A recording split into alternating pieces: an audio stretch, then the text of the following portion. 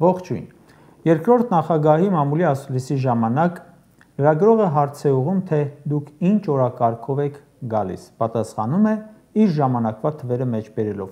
թոշակն ավելացել է 6 անգամ, աշխատավարձը ևս, տնտեսությունն աճել է, աղքատությունը նվազել է եւ ասում է նույն օրակարգով եմ գալիս։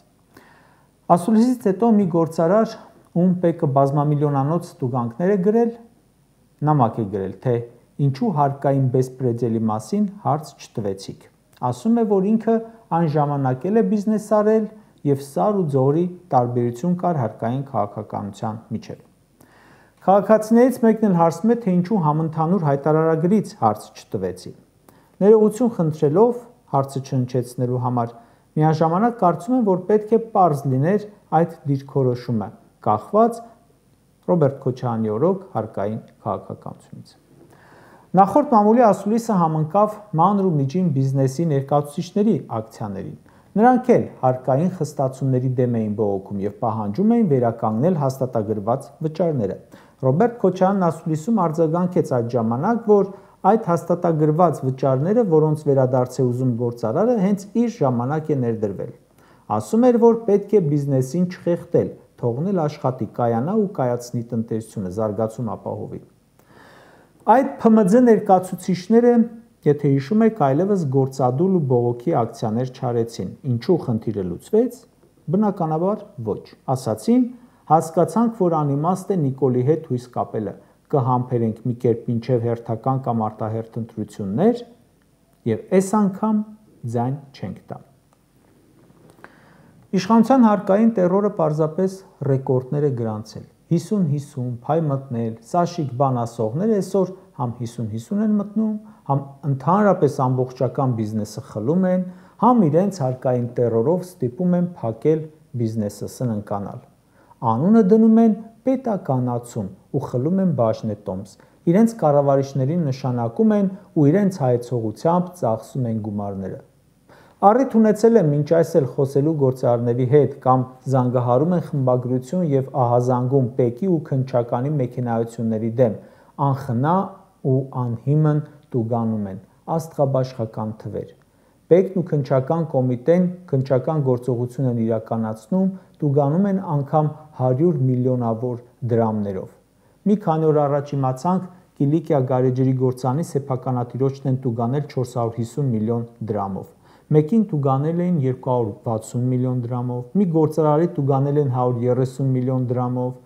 Ասում են, որ տուգանում են, կալանավորում են, որ բերեն, մուծվեն։ ՊԵԿ-ի տուգանքները բողոքարկելու դեպքում մեծ մասամբ չեղարկում է դատարանը։ Պարզապես հիմա օրենք են փոխել, որ անկախ բողոքարկումից պետք է տուգանքը վճարի։ Տարիներ անց, երբ դատարանը համարի տուգանքը ապօրինի, կառավարությունը ինչ-որ պահի հետ կտա գումարը, բայց հենց տուգանքի ժամանակ վճարելու պահանջը բիզնեսը տանում է սննկացման։ Գործարարներ կան, որ բիզնեսը ծախել են, ունեցվածքը, տները ծախել են, որ տուգանքը վճարեն։ Գործարարները նշում են, որ հարկայինը աշխատում է ռեկետի տրամաբանությամբ։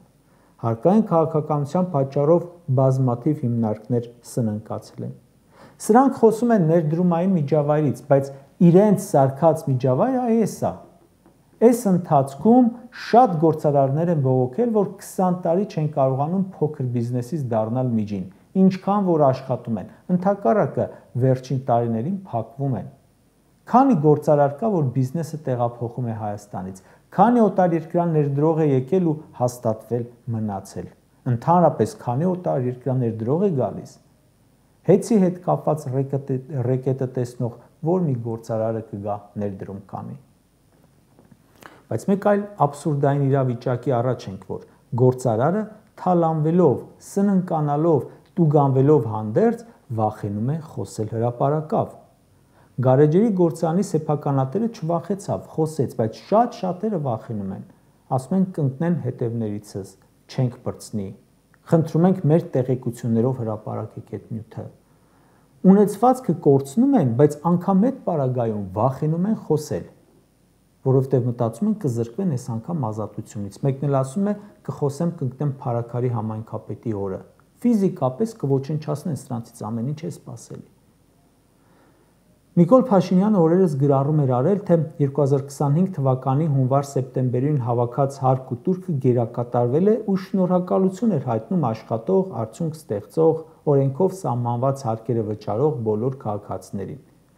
Նաև ուշադրություն, այն պետական ծառայողներին շնորհակալություն հայտնում, ում աշխատանքը նպաստում է պետական բյուջեի հարկային եկամուտների աճին։ Վերջին շնորհակալությունը լրիվ տեղին էր։ Հարկայինի ու քննչականի աշխատողները կարողանում են տերորով գումար պոկել, իսկ արդյունք ստեղծող հարկատուից ոչ միայն ամբողջ արդյունքն են հաճախ խլում, այլ ոչնչացնում են այդ ստեղծման գործիքը, բիզնեսը։ Բա որ ամեն մեկին մի քանի միլիոնից մինչև մի քանի 100 միլիոնով տուգան են։ Այսօր արդեն եկող տարվա բյուջեն էլ կգերակատարեք, շնորհակալություն կհայտնեք։ Բայց սրանց հարկային քաղաքականությունը միայն գործարարների նկատմամբ վատ չէ, այլ բոլորի նկատմամբ։ Սրանց համար տուգանքի մատերիալ են բոլորը, բազմաթիվ թողարկումներ նվիրել եմ հարկերին, տուրքերին, տուգանքներին։ Համընդհանուր հայտարարագիրը, որից ժողովուրդը դժգոհ է, ավելի շուտ համարում է ոչ թե հարկելու մասին օրենք, այլ տուգանելու։ Նոյեմբերի 1-ին ավարտվում էր հայտարարագրման ժամկետը։ Քաղաքացիները բոյկոտեցին։ Նիկոլենք այլ ճանապարհ գտան մարդկանց կյանքը դժվարացնելու։ Հիմա խոստանում են իբր պարզեցում, ասում են ավտոմատ կհամարվի լրացված հայտարարագիրը, այսինքն բոյկոտել չես կարող, բայց ահա եթե հայտարարագրում ես խախտում գտնել, կտուգանվես։ Մարդկանց համար այս ամենը տրամաբանական է։ Ասում են ՔՊԱ-ական իշխանությունը պրոթուրքական գծի մեջ է։ Եթե Նիկոլի ՊՆ-ն աշխատում է ահավոր, այլ բառ չօգտագործեմ, տեսնում ենք բանակի վիճակը։ Եթե արտգործնախարարությունը աշխատում է դարձյալ ահավոր, անգամ պաշտոնական պատվիրակությանը այլ երկրում տկլորացնում են օդանավակայանում, ստուգում ու դեպորտանում։ Եթե սոցիալ նախարարությունը աշխատում է ահավոր, մյուս նախարարությունները ևս, այդ ոնց, այդ ինչ մի հրաշքով ՊԵԿ-ը կամ քննչականը պետք է աշխատեն նորմալ։ Սրանց բոլոր կառույցներն են հայ ժողովրդի դեմ աշխատում այսօր։ Կարճ ասած, պատմությունից շատ են կարդում, չէ, որ թշնամին գրավելով որևէ երկիր, առաջինը խոշոր հարկ ու տուրք տուգանք է դնում ժողովրդի վրա։ Հայաստանում այսօր այդ վիճակի տպավորությունն է։ Ժողովուրդը այս վիճակից իսկապես հոգնել է, զզվել է, անարդար շատ հարկերից, անարդարացի տուգանքներից, իրեն խորտ զգալուց ու հենց դրա համար է ու շատ բնական է, որ ուզում է վերադարձ այն ժամանակների, երբ ինքը ապրում էր անհամեմատ ավելի լավ,